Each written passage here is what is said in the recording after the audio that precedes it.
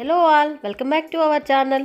ఇంకా మన ఛానల్ని ఎవరైనా సబ్స్క్రైబ్ చేసుకొని వాళ్ళు ఉంటే సబ్స్క్రైబ్ చేసుకోండి, బెల్ ఐకాన్ ప్రెస్ చేయండి. ఫర్దర్గా వచ్చే మన న్యూ వీడియోస్ నోటిఫికేషన్ మీకు వస్తాయి. ఈరోజు రెసిపీ పల్లి పకోడీ. చాలా టేస్టీగా ఉంటాయి, చాలా క్రిస్పీగా ఉంటాయి. ఇది పెద్దవాళ్ళకి టీ టైం స్నాక్. చిన్నపిల్లల గురించి చెప్పనవసరం లేదు, వాళ్ళు ఇది తింటూనే ఉంటారు.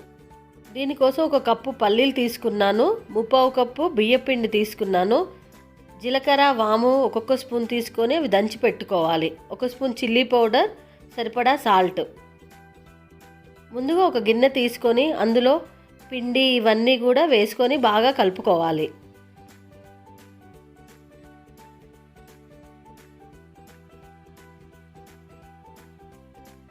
ఇవన్నీ కూడా బాగా కలిసేలా కలుపుకొని దీనిలో 1 స్పూను ఆయిల్ని వేడి చేసి ఇందులో వేసి స్పూన్తో కలపాలి.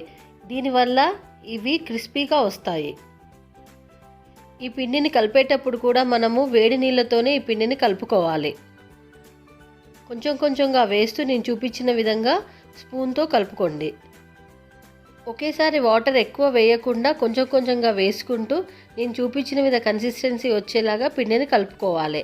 ఇలా అయితే ఈ పల్లీలకి ఈ పిండి బాగా పట్టుకుంటుంది. ఈ పిండిలోకి పల్లీలను వేసి బాగా కలపాలి.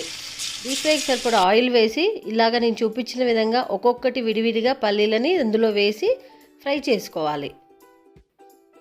ఇవి ఫ్రై అవ్వడానికి 3 నుండి 5 నిమిషాలు పడుతుంది. మీడియం ఫ్లేమ్లో పెట్టండి, హై ఫ్లేమ్లో పెడితే పల్లీలు మాడిపోతాయి.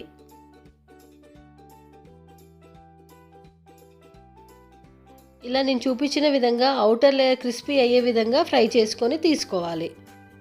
అంతే, ఎంతో టేస్టీగా ఉండే కరకరలాడే పల్లి పకోడీ రెడీ అయిపోయింది. ఇది చాలా టేస్టీగా ఉంటాయి. ఇది మీరు ఎయిర్ టైట్ కంటైనర్లో పెడితే 1 మంత్ వరకు పాడవకుండా ఉంటుంది. అదే ఆయిల్లో మీరు కరివేపాకు నేను చూపించిన విధంగా ఫ్రై చేసుకొని వేసుకొని తీసుకుంటే చాలా టేస్టీగా ఉంటుంది. ఇలాంటి మరెన్నో వీడియోస్ నేను మీకు పోస్ట్ చేస్తూనే ఉంటాను. నా ఛానల్ని తప్పకుండా సబ్స్క్రైబ్ చేసుకోండి. మీరు ఈ స్నాక్ని తప్పకుండా ట్రై చేసి టేస్ట్ చేసి ఎలా ఉందో నాకు కామెంట్ సెక్షన్లో తెలియజేయండి. Please subscribe to Amma Kitchen in Telugu. Thank you for watching. Happy cooking.